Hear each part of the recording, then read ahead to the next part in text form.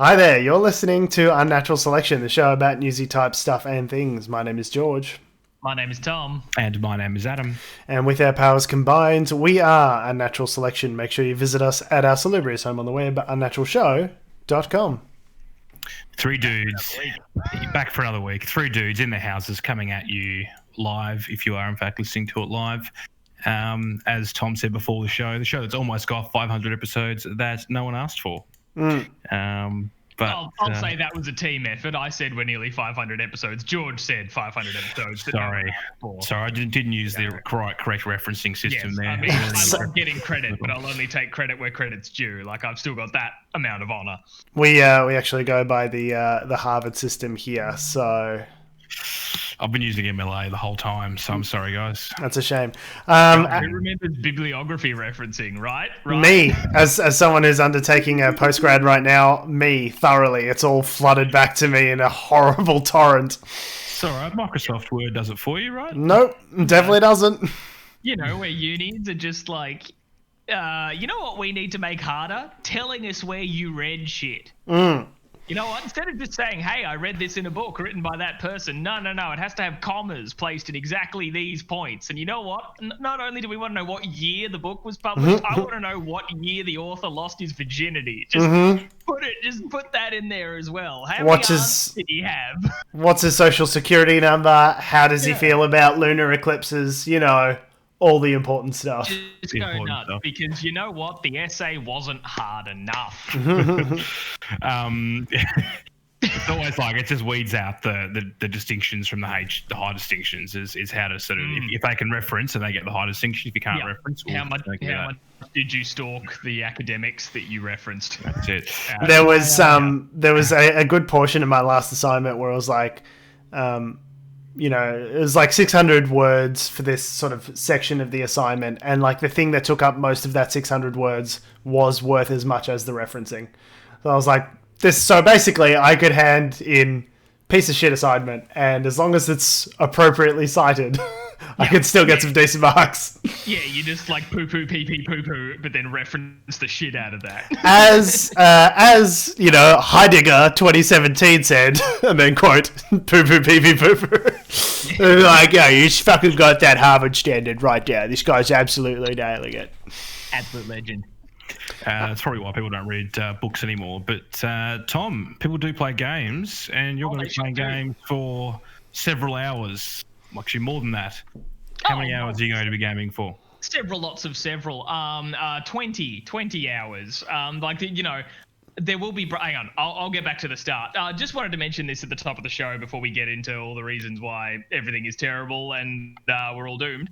I've next weekend. So if you're listening to this relatively close to when it's posted on June 27, myself and a bunch of other people, mainly based in the UK, are going to be live streaming video games in an effort to raise some money to save Shakespeare's Globe Theatre in London, because thanks to, along with all the other important shit that's going on right now, the Globe Theatre is looking like it might no longer be a thing post COVID-19, because they only operate in the British summer.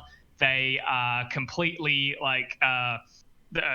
effectively self-funded through their ticket sales and just donations from people. They don't get government funding, and the UK government seems to not give two shits about their arts industry. And contrary to what I thought before I got involved in this project, the Globe Theatre isn't the Royal Shakespeare Company. So it's not like there's a whole bunch of like super rich people who donate to the ballet every year that are just going to bail them out. So yeah, we're currently running a charity on a website, Just Giving, I believe it's called. We're called Gaming for the Globe. So yeah, if you want to chuck some money over to us, that'd be great. But this is a terrible pitch. But yeah, no, what are you doing? What are you doing to inspire people to give you money? Because of the charity, the live streamy thing. Well, yeah, the idea came about because as like most of the people involved are based in the UK, I got contacted by the partner of a mutual friend of ours, Alana. Her partner Jake is, he's a British actor-y person who's passionate about his theatre, and they all wanted to see if they could do something for the Globe while still being rather safe in isolation. So we're like, hey, we're all stuck at home. Let's play video games. So yeah, we're going to play video games for 20 hours. Are you tag teaming it, or are you each playing for 20 hours? We're each playing straight? for 20 hours. So there'll be several streams running with a whole different lot of content. So depending on what you can channel flick a little bit if definitely. So I'll be playing my stuff, but then there'll be people. I think there's like one guy. I think actually Jake himself's going to be big on some horror sort of stuff because he's kind of like, this will like push me to actually play some horror games. But it's not just video games either. There's like some people doing Dungeons and Dragons sort of stuff. I think they're going to like live stream some D&D games, which will be pretty cool. I was going to mix between some ridiculous, like just whack games that are pretty funny to watch and maybe pick a horror or two. I've been dared to play Five Nights at Freddy's properly, which I've never been able to finish because it's too fucking terrifying. But if they're going to force me to do it for charity, I'll try, I guess. Yeah, but no, it all kicks off next Saturday, June 27, if you're listening to this in the future. If it's before June 27, you can watch. June 27, 2020, in 2020, yes. Oh, yes, if it's before June 27, 2021, but still after June 27, 2020, sorry, you fucked up. Not helping the audience find you. No, you missed it. So many numbers you just said. Real question, though, Tom. Serious question. Yeah, sure. So you're playing for 20 hours straight. Mm-hmm. What is your poop situation? What are you doing to sort that out? Like, is it a Gatorade sort of bottle strategy? What's the story? No, we are allowed to take breaks. We're not doing it in a sense of like we will never leave the keyboard for the entire time. Like, if you're going to get Cartman's mum to come in with the literal shit tray. Thank you. Shit in the bucket. Yes, that's my thoughts exactly. No. Toilet breaks or grabbing another cup of coffee or whatever is allowed. We're allowed to take 5 and stuff like that, but it's mainly just going to be no sleep. If you're definitely, if you're getting additional cups of coffee, you will definitely need those toilet breaks from my own experience. So for all those games where they say don't, take regular breaks, don't play it for extended periods of time, you'll trigger epilepsy. You're just ignoring all those warnings. Or at least don't try this at home. We're at least pushing the boundaries on those warnings. We like to think of those warnings as guidelines, Adam. Right, guidelines. Right. Strict rules. For our health and all those sorts of things. Right. Well, if you want to see Tom destroy his eyeballs, you can go to which website? Yes, so we're going to be streaming on Twitch TV. So twitch.tv, the website. And all the live streams will be captioned with the hashtag gaming for the globe, all as one word. GTFG? No, as in the actual words, gaming for the globe. I'm just trying to think of an acronym, just trying to help you. There is an acronym, there's the acronym and things like that. But yeah, if you're interested in donating, we're at the website justgiving.com/gaming for the globe. There we go. One word. You can hop on there, chuck some money. It's in pounds, so for those of us here in Australia, I had to do a bit of quick currency conversion in my head to figure out exactly how much I was pitching in when I pitched in for donating. If you'd like to do that, it'd be great. But to watch the live stream and make me be real weird, it is June 27, 2020, kicking off at 9 a.m. in your respective time zone, because I'm kicking off at 9 a.m. Australian time. If you're listening to this in the UK, there'll be people kicking off at 9 a.m. UK time. And also, I believe we have some people in the States as well. So I think they're kicking off around 9 a.m. East Coast time. And of course, you're streaming from Equatorial Guinea. Is that correct? Yes. As you know, every clock in my house is synced to Equatorial Guinea. Guinea time. It's it's good for my mental arithmetic. Then adding, plussing, or minusing hours to know what time of day it is. And by now, I think I have about 10:30 in the morning. Is that what you guys have? God, I'm not on Equatorial Guinea time. It's making this so confusing. Tom, what's your Twitter handle for people? I'm sure you'll be tweeting about it as it comes up to the event, and people will be able to click on links there. What's your Twitter? Yes, my Twitter handle is @TomDHeath. So yeah, we did it. We did it. We made it in. It was a terrible pitch, but hey, didn't help, video to be game fair. charity. It'll be great.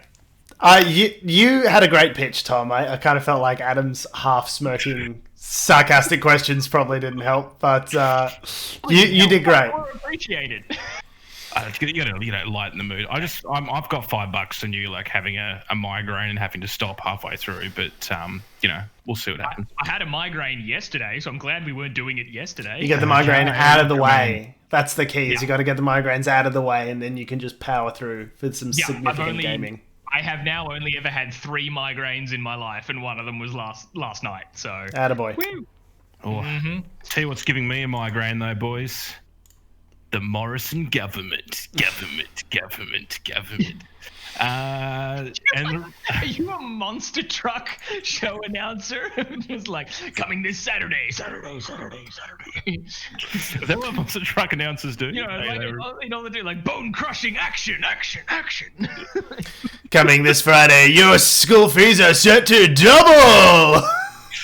Exactly right. Yes. The Morrison government has released their new educational policy to try and encourage, jobs and growth and all that. Now, they described it as a education policy reform. My question is it a reform if it makes everything worse? I mean... Serious question. It's really in control of whoever owns the branding, isn't it? I mean, if you get to call it a reform, then it's a reform. Well... Yeah, I was going to, since the general definition of the verb reform is to make changes in order to improve something. So yeah, I think George's point's right. If it makes it worse, it's hardly a reform. Yeah, I reformed all over my toilet this morning. I don't know if that's really... That's pretty much the same thing. I just shat all over it. Same thing Scott Morrison's done. Bowel reform. Well, I guess you didn't reform the toilet, but you certainly reformed your intestines. I suppose they're probably in a better condition now that they are voided. That I did. So... Jokes in government and charity. That's our shtick. It's niche. Thoroughly niche. So what we're talking about here is the government's plan to essentially, overhaul the tertiary education system, and what it means for humanities degrees is pretty stark. So the plan more than doubles the cost of studying most humanities subjects at university, but slashes the cost to students of what the government deems to be, quote, job-relevant courses. So things like nursing or psychology or agriculture, the teachers, the part of the university cost that the students front up, which they put into their HECS debt, that proportion is set to over double, more than double is what I'm trying to say, for humanities courses. So I think the government is trolling us and telling us all to learn how to code. That's what it seems like to me. Yeah, pretty much. I mean, I'll, as we've done many times on this show, I'll be here bagging on the fact that I have a degree in do you want fries with that till the cows come home. Like, just how bloody useless maybe my qualification has been. But on the flip side, it's really cooked that they're trying to just push people away from these areas of study and critical thinking. Yeah, I find it hilarious that the concept of, because this happened in the last GFC as well, right? So when the Rudd government, or might have been even the Gillard government at this point, when the GFC happened around that area, so 2009, 2010, there was a massive educational investment in vocational training as well as... Which I'd like to point out, the LNP has gutted, so... Yeah. Vocational training. STEM subjects. But they said, we need engineers, we need maths, mathematicians and God knows what else. We need all these people. And then, my old housemate reminds me frequently that by the time the people who then signed up to those degrees got to the job market, there were no jobs. The government has a hilariously poor track record of accurately determining exactly what's going to be necessary in the job market 5 to 10 years from now, because we live in a time of unprecedented change where AI is going to be sweeping through entire industries and upturning a bunch of conventional wisdom as to what's necessary and what's actually not necessary in the job market. And so I'm not convinced that the government knows any better than anyone else what the jobs of the future are actually going to look like. Not to mention the fact that they're talking about, it's about the coronavirus, it's about the coronavirus. We need people, the jobs of the future, to get us through this coronavirus crisis. It's absolutely essential. But the report that they commissioned to create the justification for these changes was done by Deloitte last year. So it's got nothing really to do with the current environment and what's going on. Like the fact that they've said that they have, we need job-ready courses kind of means whatever the fuck the government wants it to mean. Like, yeah, we currently have a shortage in nursing, but you know what's really good for addressing shortages in the marketplace, and I think a conservative government might have a good grasp on this, is the marketplace. The people who have the utmost faith in the marketplace are the ones tinkering with the education system to try and get the exact outcome in the employment marketplace that they're looking for. But if you raise the wages of nurses and people go, oh, that seems like a good career that pays a decent amount of money, maybe I'll do that instead of this because of the increased demand, then people will naturally flow to those areas of higher demand. It's pointless tinkering at this end at 10% of the way into the process when you're not going to know what's on the other end, 90, 100% of the way at the end of the process down the line. It makes no sense. A great example of that was when the mining boom was on, is you could go, Everyone, we all need fucking miners. We all need structural engineers. That's never going to change. Things are going to be exactly the same like this forever. But like when the mining boom happened, that you could go as an unskilled labourer, basically. You go sign up to one of these, become a miner, basically, get paid $80,000 to $100,000 a year, be a fly-in, fly-out worker. They'd train you up, and you'd be able to make huge money without really having the requisite qualifications. Same thing as maybe not just the education part of it aside, but the concept being as a market-led solution, it worked in terms of filling the labour shortage. The other thing that I love about this policy they've released is that it's essentially, it's not new money, right? There's no sort of we're going to create demand, or we're going to sort of invest in things. It's more about, we're literally taking the column on the balance sheet on this side, and we're going to just do one of these ones and just move it across to the other column on the balance sheet to pay for what we deem as being necessary. So you guys, the universities need to provide an extra 39,000 places. You're gonna get no new money, and just fucking good luck with everything. Make some good producers and consumers. Hey. Yeah, and the other thing is, they with the spending that they're doing, and I've already just lost my train of thought there. It's gone. So someone else come in and jump on me before I've got some rant-worthy stuff about it. I think the thing that frustrates me the most about this, I'm sure you'll pick it up, Adam. No worries. The thing that frustrates me the most about this whole situation is that it completely misunderstands the point of education. Like, we have vocational training. If you want to go and be a plumber, or you want to go and be an electrician, there are courses for that in TAFE. You go and study that, and you get the skills to do the thing, and then you go and do the thing. The point of education is not simply to create some sort of job factory pipeline. It is to educate, right? This is like we were talking about a couple of weeks ago, where we've turned education into a product.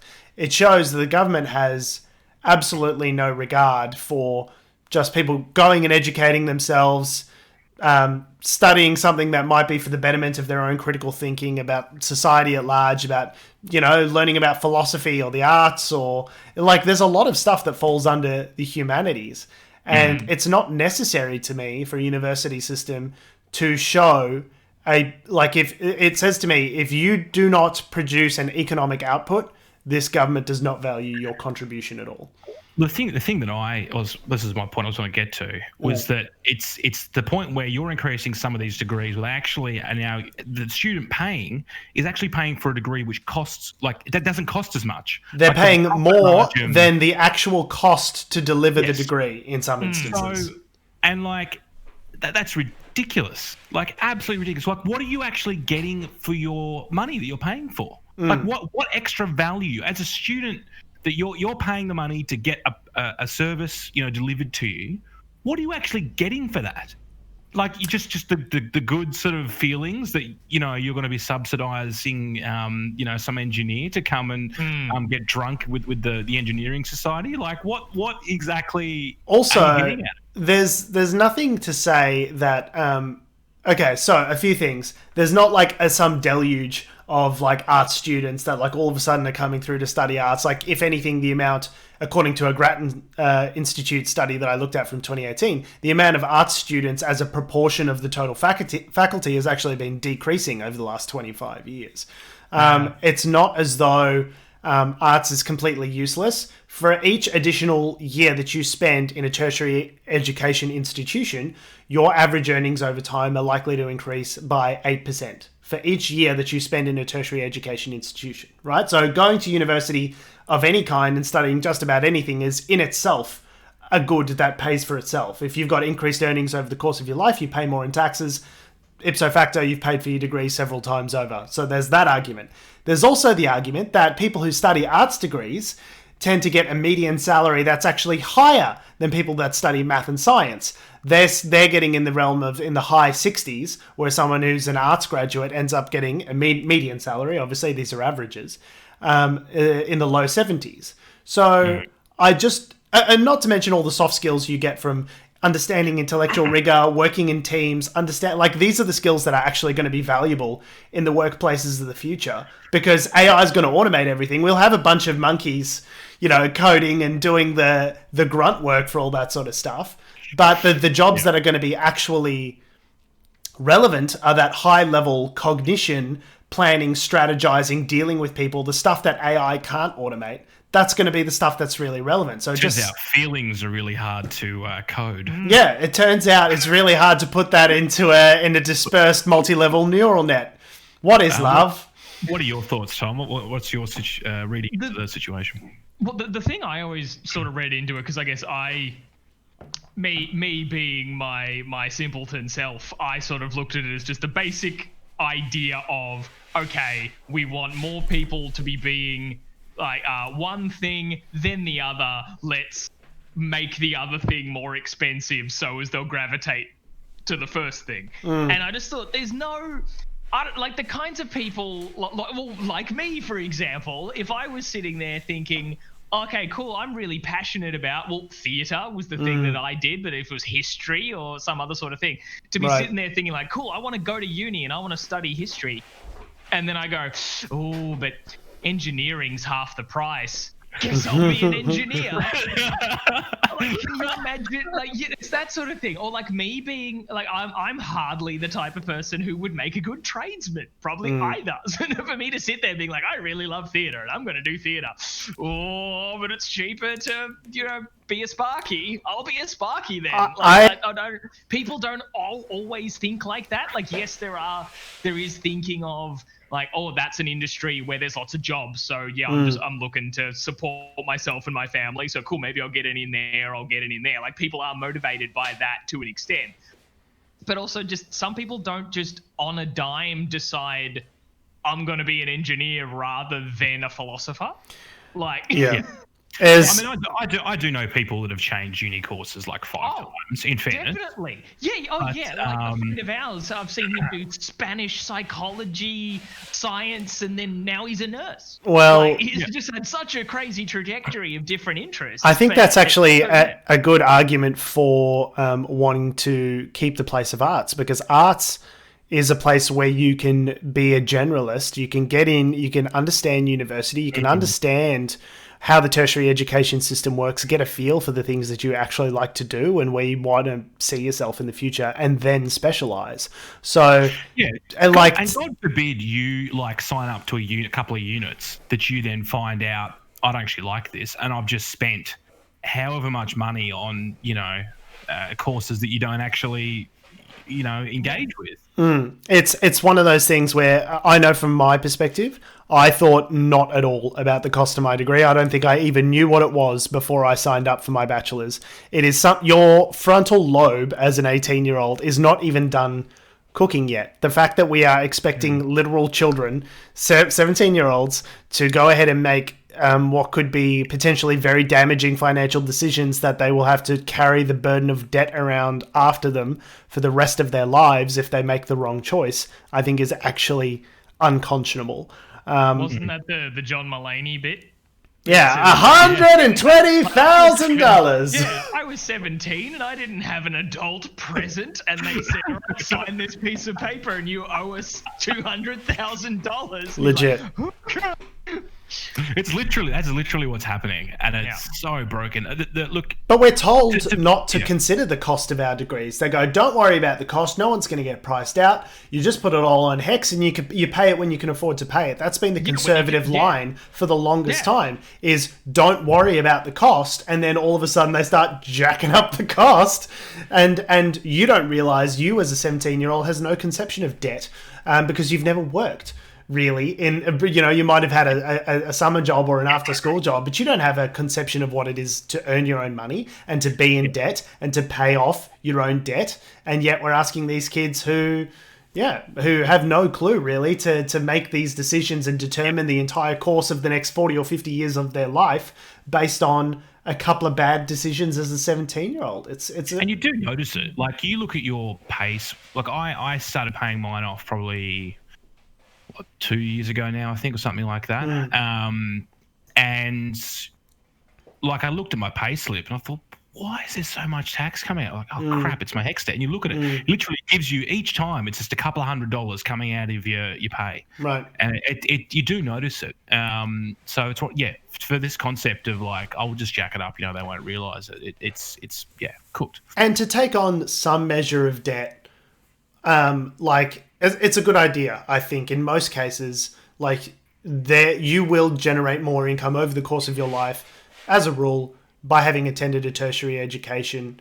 It makes sense that doing these things should cost something, but it doesn't make sense that you should then be burdened for years, decades, with the result of that debt based on these choices that you made as a kid. It doesn't serve anyone for that to be the state of affairs. And the problem is that we're in this sort of conservative incrementalism where they keep chipping away just a little bit here, a little bit there. And what started as a bunch of government ministers, by the way, people who are now government ministers who got their education for free, pushing us further and further down the path. Also humanities degrees. That the Minister for Education has an arts degree. The Prime Minister does too, doesn't he? I don't know. But the point that he was arguing was, Dan Tehan, the Minister for Education, said something to the effect of, I really wish I'd studied a language in my humanities degree. It meant I nearly missed out on a job because I didn't have it or whatever. And I was like, yeah, nearly being the operative word there. Turns out you got a humanities degree and you were just fine. You just became the Minister for Education and a federal cabinet minister. So clearly arts educations have some value. But the audacity to say I got my education for free and now I'm going to turn around and saddle my children's generation with intergenerational debt to do the exact same thing that I got. It's not just a lack of a head start. You're actively putting the next generation of kids several steps behind their peers. And it's going to cost us, Australians in general, in economic output, in GDP. There's so much missed opportunity and potential that's not going to take place because people are handcuffed to this debt for the rest of their lives. Yeah. The thing, look, I mean, in terms of the reason why they've brought it in, I have always been a critic of the concept of what actual, opportunities do you get coming out of uni. It seems to be that, we're the most qualified generation, that's ever lived, or most educated, but we have perhaps in some ways some of the lowest opportunities in terms of coming out, at least within the last sort of 100 years or so. There is a definite thing about when getting a bachelor's degree becomes the standard, then you're competing against everyone else who also has a bachelor's degree. And so I've got a a massive problem with that in the sense that the issue is you have an oversupply of labour and not enough jobs, right? So again, not a market-led solution. We're trying to tinker with the back end here somewhere. To my mind, is if you insist upon tinkering with the back end and the education side of it, why don't you just cap places and keep the fees the same? If it's really about driving people towards other courses and not about balancing it out on the budget, if it's really about delivering, making people think twice about which course they're choosing, just make the entrances to arts really hard. What about the conspiracy theory angle of that they want fewer people with them book learning because it seems like people with them book learning are really critical of them. There was an article that came out. I wish students would be less activist about climate change. There is a very I wouldn't even say that's conspiracy theory at this point. There was an article in the Australian. I was being facetious. No, there was an article in the Australian just yesterday. I saw Foucault was trending on Twitter, and I was like, okay, what's happening here? So the article was basically a conservative commentator journalist for the Australian was basically saying you can study Foucault but don't expect to get a dime for it. That was the sort of general thrust of the article. It's like, how dare these lefty insurrectionists study people that we don't politically agree with, and that being the justification for taking money away from the humanities. I think at a certain literature and stuff, a certain part of it not useful. Is a dig. It's a anti-intellectual streak in the conservative side of politics right now. They go, well, we don't want them that fancy book learning because they're generally lefties, and it's like, but that's not a reason to defund entire sectors of the education system. Well, it is to them because they want fewer people questioning their bottom line. There's an open hatred of universities as sort of like leftist institutions from the conservative side of politics. Oh yeah, and I understand that. Markson piece? I don't. No, tell me about that. Oh well, that was Shari Markson, a News Corp journalist. Essentially went undercover into a journalism lecture at a uni in Sydney, and in the lecture they were like, News Corp's a pack of lies, or they just straight up were saying look at this, like this is biased right-wing media, this is manipulating the facts, all that schmozzle, and they're like, they're training people to be against us and it's all lies and bullshit, they're biased teachers and I'm like, yeah Shari, they're teaching them that you're shit. Yeah, it's there. There is a quote, I think it was from Stephen Colbert, where he says reality has a leftist bent. There is a certain aspect where it's like, well, if you want to go by the truth and the facts, you're probably not going to adopt a hyper conservative viewpoint. But at the same time, I am sensitive to the idea that potentially universities can be grounds for indoctrinating people into a very leftist ideology. I certainly came out of university feeling like, some of the stuff that we were taught there definitely had a thoroughly leftist slant. It wasn't pretending to be unbiased in any particular way, which is fine as long as you're clear about it, right? As long as that's overt and it's not, it's not subtextual. You think it's gospel. And you think it's gospel, that's right. But fortunately, during that same course, I was also taught the skills of critical thinking and analytics and being able to pass out opinionated writing from factual writing, and was able to see the virtues in the things I was taught there as well as the flaws. That is not something you get if you don't ever have any sort of grounding in the humanities, which they're making it. They've admitted they're sending a pricing signal that they want you to do less of this and more of this. And I think that's so confusing to do that on the very back end of the process when you're the government. If you want to do that at the front end of the process, if you want to encourage people to be nurses and teachers, you're the people that hires nurses and teachers. Fucking pay them more and more people will want to be them. You can control that because you're the government. The system of robbing Peter to pay Paul, just shifting the numbers around on the spreadsheet is so dumb. I understand if you want to disencourage people to do a certain course, okay.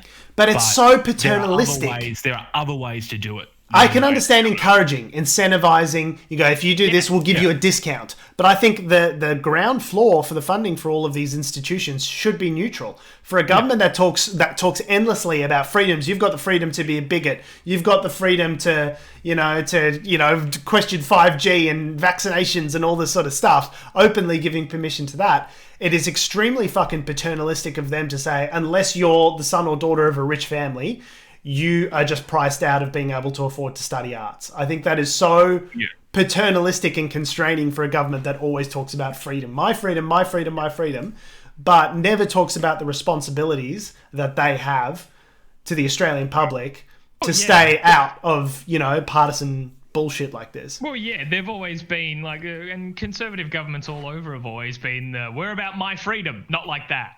Like it's always. I don't like the way you're exercising your freedom. Yeah, it's like no, not like that. Like right to protest. No, don't protest that. Yeah, Colin Kaepernick taking a knee is too inflammatory, according to American conservatives. Yeah, it's just like no, there shouldn't be rioting. It should be peaceful protests. All right, we'll take a knee during the national anthem. No, not like that. Yeah, we want you to protest in the way that you make absolute. I want you to protest quietly in a way that I can't see or hear and never have to think about. That's the ideal way that I want you to protest. As long as it doesn't get in my face at all, it's fine. So the question is, what do you do about it? The government's in charge. They've got a majority. They're going to get this passed. I don't see any way around it. This is the sort of thing that 2 years ago would have been a scandal, headline news. There'd be protests for weeks about this sort of thing on campuses. In the time of coronavirus, what do you think what do you guys think we can actually do about any of this? Sweet fuck all. Vote them out next election, really, is all we can do. Because, and you can do, protests can still happen, obviously, as we saw with the, in Indigenous Lives Matters protests happening the other weekend. But, yeah, no, you're right. There's not a whole lot you can do when there's a majority control like this, aside from remember this next election. Try not to let our short-term memory of scandals come into play and I am vote the bastards out. I am frustrated by that as an answer, though. It feels so unrewarding to keep butting up against these issues, which are manifestly unfair, and then just go, we got to go vote next time. It's like, well, we vote every time we have to, so what else can we do? I think at the end of the day, even if you vote out the Liberal government, this policy will remain in place probably for the next couple of years, even with the Labor government, because of the institutional and the amount of change that comes along with it. What's going to happen now is universities are going to start cutting staff in certain areas. Then you have to build back up that staff. Departments are going to be gutted, and it takes time to rebuild that knowledge base back up, and the personnel and the funding models and the way it works within the actual departments themselves. The only real hope, I think, really of sort of stopping this is really with the union movement, to be able to have either the education union or other unions that might be associated with universities to maybe step in and start to sort of make it a bit harder for the government just to rush this through. But I don't see it being stopped, and I don't see it being wound back particularly quickly. It'll take a decade if they want to undo it, for things to go back to normal once it's implemented. I'm extremely concerned by this government's ability to, in times of crisis, just jam stuff through. Because we're worried about the bushfires, because we're worried about the coronavirus, they have this uncanny ability to just go, jingle jangle, look over here, and then with the right hand, you're looking at something over here, and with the left hand, they're just jamming something through. And there's no accountability, there's no, these are things which in ordinary times would be huge scandals that they may eventually have to back down from. But I think we're just drinking from the fire hose that is coronavirus and, the Black Lives Matter protests and bushfires. And there's just too much information for us to possibly synthesize. And so it's going to be out of the news cycle in 2 days. And then it's gone, and it's just a multi-generational change that we have to live with forever, and we've already forgotten about it. I don't know what else, aside from drawing attention to it on this podcast, which I'm sure hundreds of thousands of people across Australia are listening to with great intent. I just don't know what we can do. There's not much, to be honest. Right to your local member, but Yeah. Well, yeah, that's the point. Like, aside from the whole use your vote thing that I said before, like, because that's the problem, right? Because of all this, like, you know, like the level of control either in the House and the Senate and all that sort of stuff is really what we're appealing to, people's integrity. And Oh boy. how do we feel about that? Yeah, exactly. Right. Your feelings like, oh boy, it's that you could speak to someone, like, you know, it was the same issue with, like, just with a lot of other things like the plebiscite and all these other sorts of things, is that, like, it relies on us appealing to these people and saying, this is what we want, this is what is right, and that if their conscience is enough for them to still to do the right thing, like, against maybe even how they feel, and like, and that's what you're looking for in a politician, right? A person who listens to both constituents and experts and then acts upon that in the best interests of the people that they represent. But of course, that's not what we get, because people are people and people are garbage. So it'll be interesting to see whether or not, I'm not sure what stage this policy or legislative framework's at. Normally they have to take it to a committee to be reviewed and do a few other things before it's actually introduced to the House floor. A committee, and then there'll be an investigation into the committee and a town hall about the investigation into the committee, and then so whether or not, you know, this is something they'll implement straight away, or whether or not it's because it's come straight from maybe it's, I mean, this might have been something that the education department's had sitting there on the, you know, back burner for a while. Maybe it's sitting there being like, all right, so when there's several global catastrophes at once, this makes it sound nefarious. That's when we file this bad boy. Nefarious as fuck. I mean, they probably would have, whenever the government says we want to try and do something, you know, they probably have options that they present to government, to ministers. The ministers pick which one, I guess, works with either their policy framework or whatever else. But I'm not sure where this has come from, whether this is something that's come from an inside a government department, or whether or not it's something from a Liberal think tank where they've just sort of... Well, they've commissioned their mates at Deloitte to come up with the feasibility for all of this. So I to say that it's not partisan, I think, is a bit of a stretch.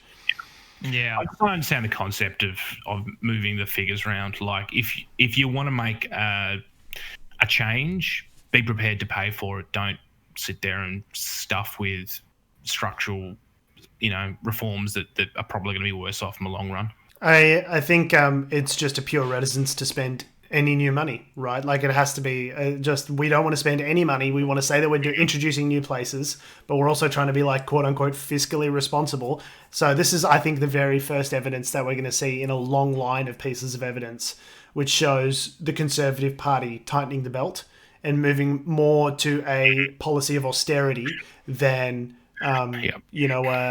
economic sort of stimulus and additional borrowing and spending, which is kind of what you need the most when you're dealing with a crisis. If that's one thing that we learned coming out of the Great Depression, it's that austerity doesn't help things. It makes things worse and protracts the crisis. So the other thing I'm curious about is, like, if it's the concept of one, I'm not sure whether it's just a disincentive, the reason why they're increasing it, or whether it's simply that arts degrees will help fund those in the STEM area. But if that is the case, and you're trying to disincentivize people at the same time, won't the amount of people signing up to that and the amount of money that's coming in decrease, which means that you're still having to fork out more for the STEM guys anyway? But this is why it strikes me as a purely ideological assault on the left at a time when we should be worrying about, hey, the coronavirus, how do we construct the economic recovery in a way that's equitable and scalable? What they're worrying about is how to dunk on lefties. Like, that's what it comes down to me. That's really what I think is at the heart of this. Because it's definitely not, you know, in what other field could you say is most closely associated with leftist thinkers other than the humanities? Like I struggle to think of one. Yeah, it's almost like studying art also, like, gives you empathy. Well, and the other thing is something that I said in a video that I made about it this week, is that, like, I don't think anyone could argue, even, like, can say forget the artistic, like, art is beauty and beauty is life, like, that sort of touchy-feely argument. Think of it from a purely economic argument. Like, if J.K. Rowling decided to go and become a nurse rather than becoming the first author to ever make $1 billion and make more GDP, generate more GDP than a small African island nation, do we really think the UK economy would be better off under that circumstance? Like, we need art. Art is a thing that in itself provides an economic good, but also has other things outside of that which have social goods as well. You're a more empathetic person. You're more more engaged, more.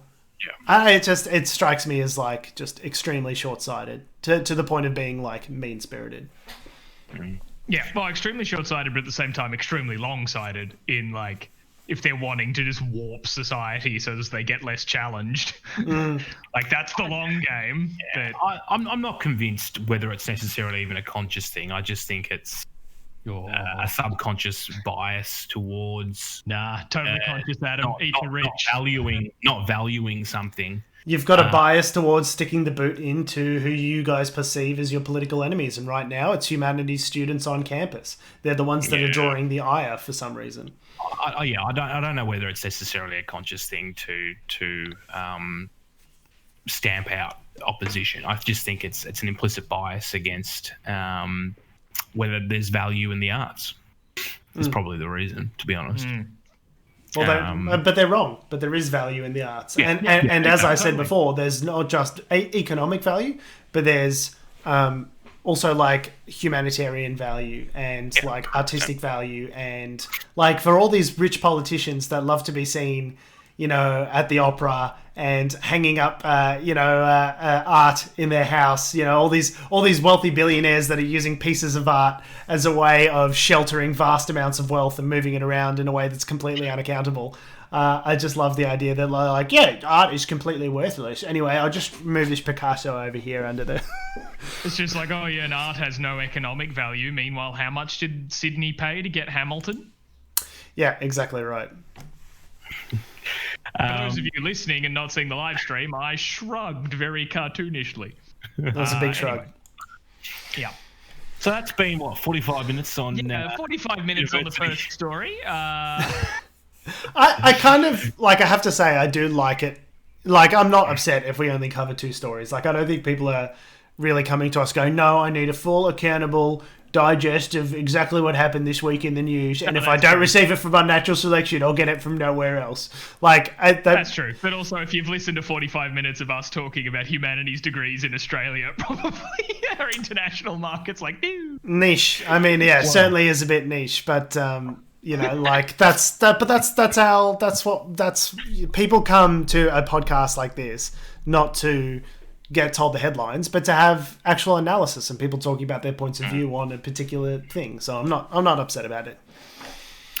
Well, one thing, and if you are, money back. Yeah, it's you get 100% of your money back if you don't like it. So you can't get your time. No, we own your time. Num num num num num. Speaking of international stuff, one thing I've found interesting in my last sort of. Well, it's been a big story in the last week, but it's been over the last sort of months that this has been building, is the dispute between India and China on their border. I know George has been following this pretty closely. But I didn't realise they had border animosity. That's not the right word I've just used. Animosity. Animosity. I didn't realise they had that. I thought they were cool. I thought it was like the whole India-Pakistan thing was a flashpoint. But turns out there was a war between India and China back in like the 60s, and they've been fighting over this area called the Line of Actual Control ever since. What a cool name.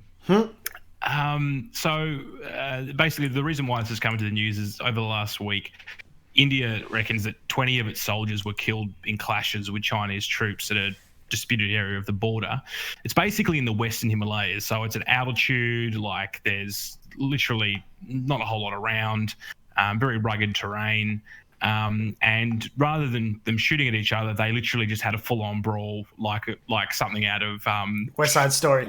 West Side Story. Na na na na na na na na na na ba ba ba. So hitting each other with rods and rocks and that sort of stuff. So Jeez, that's brutal. Yeah, there's been quite a few skirmishes over the years. As Adam said, there's full-out war in the 60s, some skirmishes in the 70s and beyond. It's an area of dispute, but I'm not really sure beyond just sort of like territorial dick swinging what's really at stake for the countries in this region. I mean, for India and Pakistan and China, 3 nuclear-armed states to be sort of goading each other and, you know, having these little armed conflicts and potentially escalating up to what one analyst called a local war, which I like the idea of a local war. Just be like, no, this is just a Brunswick war. This is not a Fitzroy war. Yeah, this is the local war. The away war happens. You know, that's when they fly out to every third week. Every third week there's an away war. And then there's the war quarterfinals. And then obviously we'll see who has the ultimate war at the end of it. The war regionals are going to be crazy this year. It's going to be nuts. It's going to be off your tits. People are going to die for real.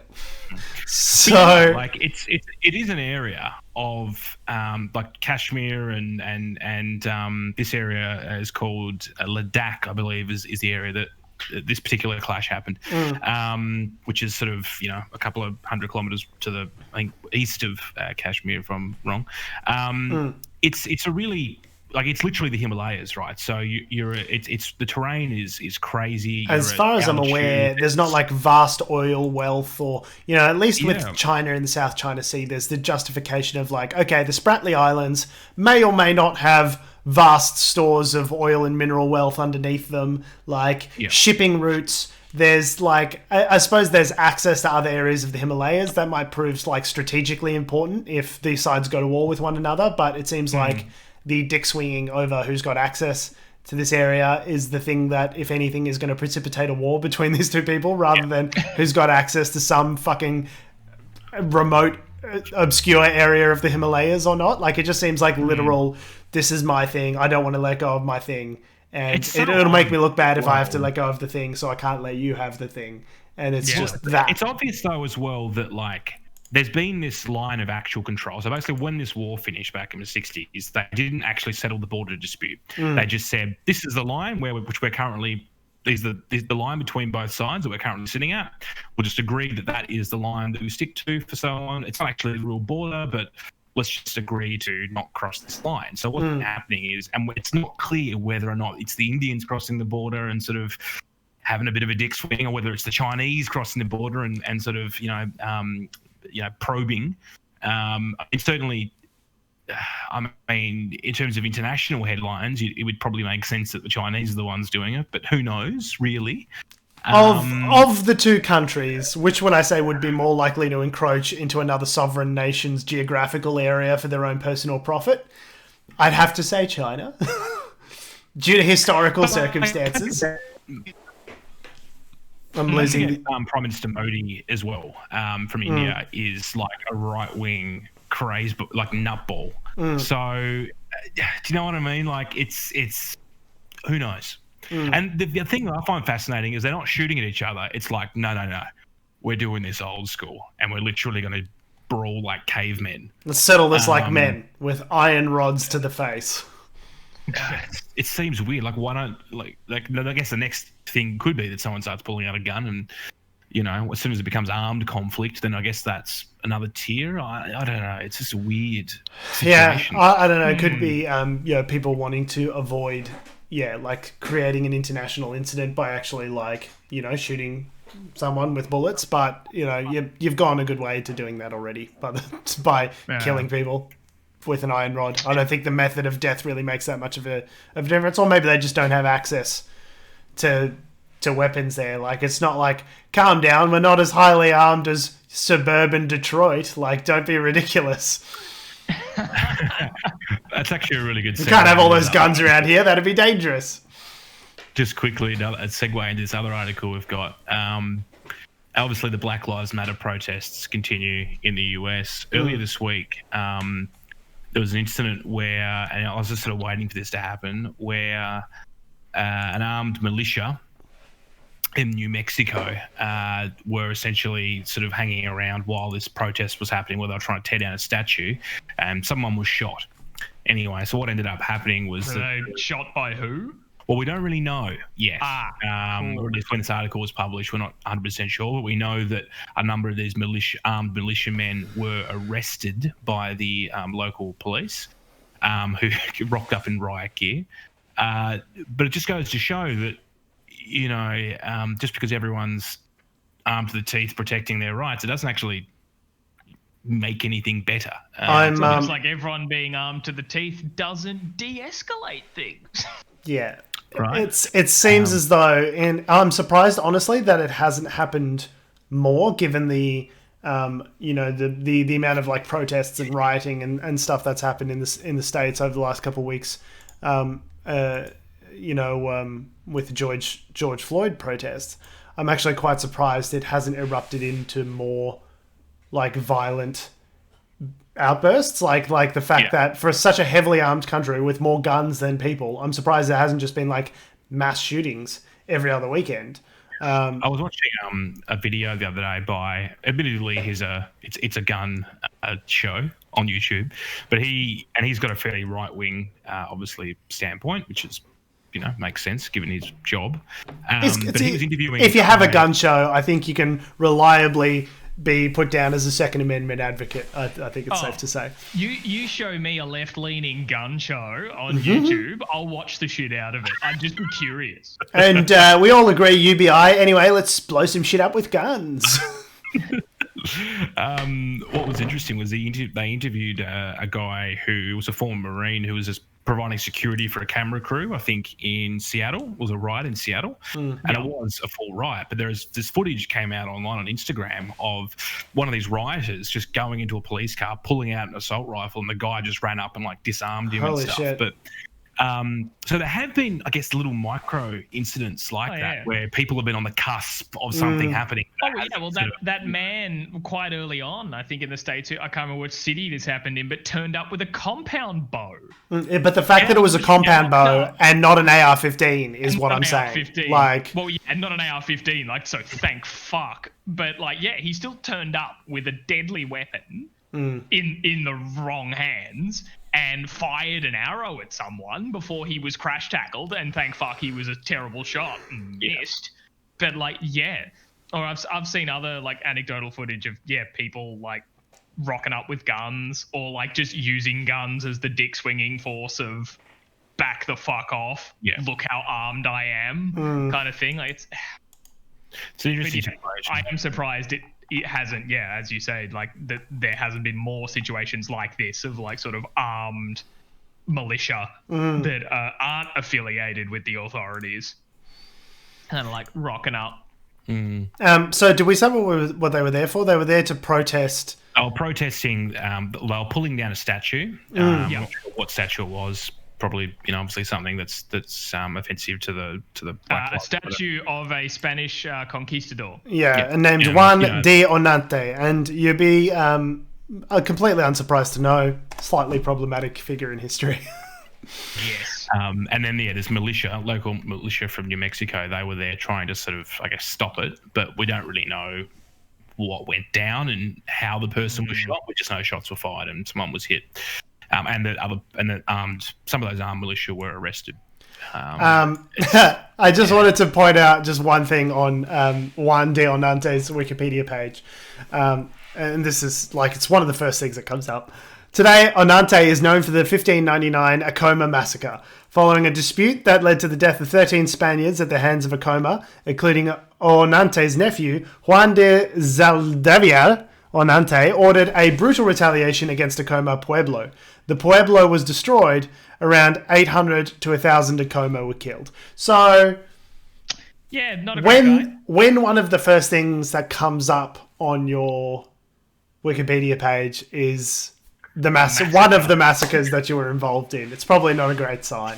Yeah, if it's been edited, George, in the last week, obviously the leftist agenda, because all these. Wikipedia. all these fucking leftists with their humanities degrees learning about fucking history and learning how to write Wikipedia articles. We need to defund the universities. I see how they got there. Defund Wikipedia. That's what we're going to do. Defund the police, defund the universities, defund Wikipedia. Everyone's getting defunded this week. Defund the the practically donation-driven Wikipedia. So, yeah, not that upset that a statue of this guy is being sort of is protested and being taken down, but yeah, certainly no one should be getting shot over it one way or the other. I think it's reckless to be bringing a gun out in this kind of heated environment. Oh, 100%. On that happy note, we have been, and we always will be Unnatural Selection. Make sure that you visit us at our salubrious home on the web, unnaturalshow.com.